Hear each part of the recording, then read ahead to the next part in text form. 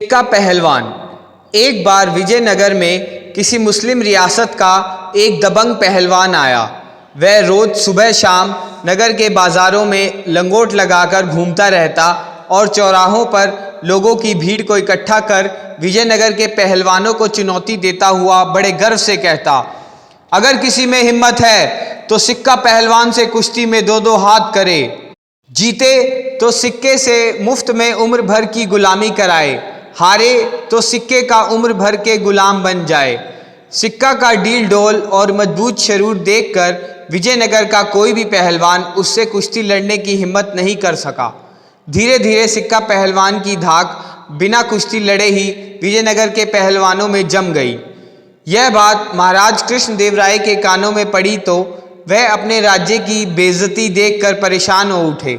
उन्होंने तुरंत महामंत्री को बुलाया और पूछा, महामंत्री जी, क्या हमारे राज्य में ऐसा कोई पहलवान नहीं जो इस सिक्का पहलवान को मात दे सके? क्या राज्य की व्यायामशालाओं पर हम लाखों रुपए व्यर्थ ही फूंक रहे हैं? राजा की इस बात का महामंत्री क्या उत्तर देता?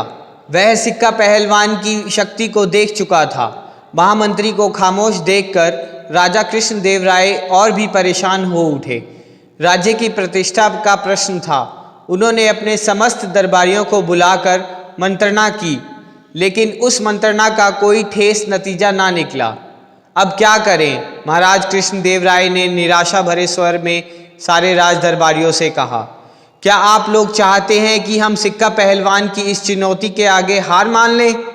इस बात पर सारे दरबारियों के सिर झुक गए। तभी तेनालीराम अपनी जगह से उठकर बोला, ऐसा कदापि नहीं होगा महाराज।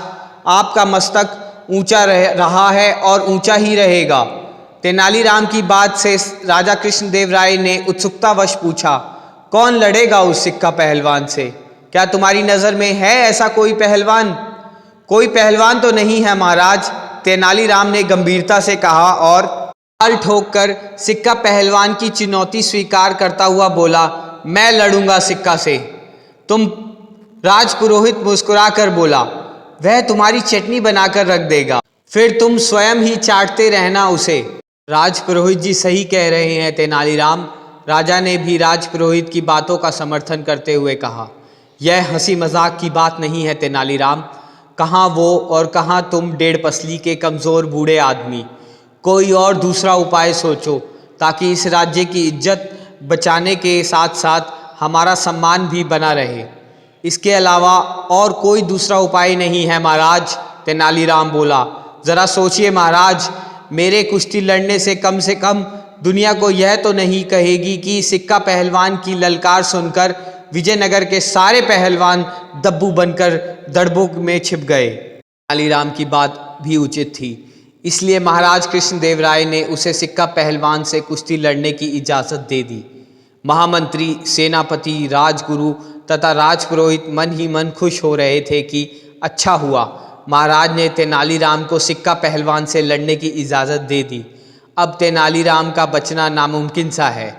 उसने स्वयं ही अपनी मौत को दावत दे दी है। दूसरे दिन सारे विजयनगर में यह समाचार फैल गया कि तेनालीराम ने सिक्का पहलवान से लड़ने की चुनौती स्वीकार कर ली है। जिससे भी यह सुना वह चकित रह गया। सबको इस बात का और भी आश्चर्य था कि महाराज कृष्णदेव राय ने इस बेमेल जोड़ी पर अपनी स्वीकृति कैसे दे दी। उधर सिक्का पहलवान ने यह सुना तो वह बेतहाशा जोर जोर से हंसने लगा और फिर एक चौराहे पर खड़े होकर उसने घोषणा की, उस मच्छर से लड़ने के लिए मुझे किसी अखाड़े की ज़रूरत नहीं है। मैं उस मच्छर को अगले हफ्ते इसी दिन इसी जगह लाकर चुटकी से मसल दूंगा।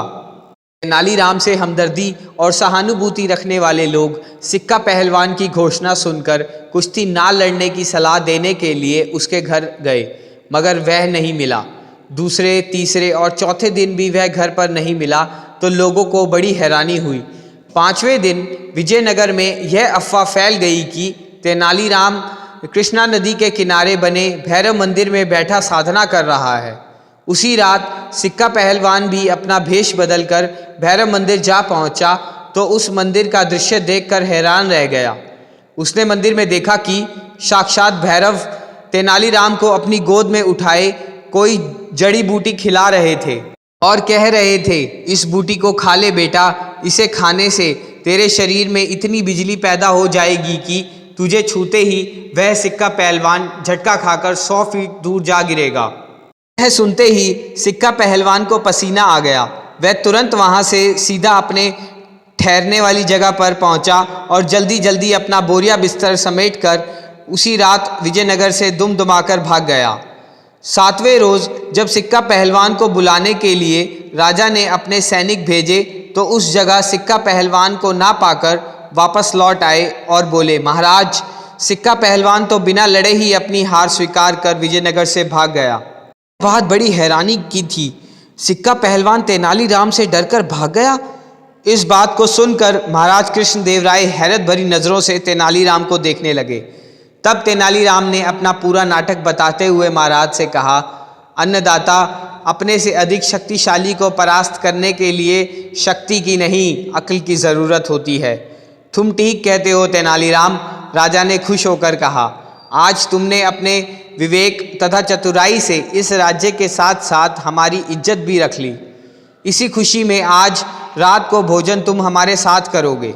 जो आज्ञा महाराज, कहकर तेनालीराम अपने घर चला गया।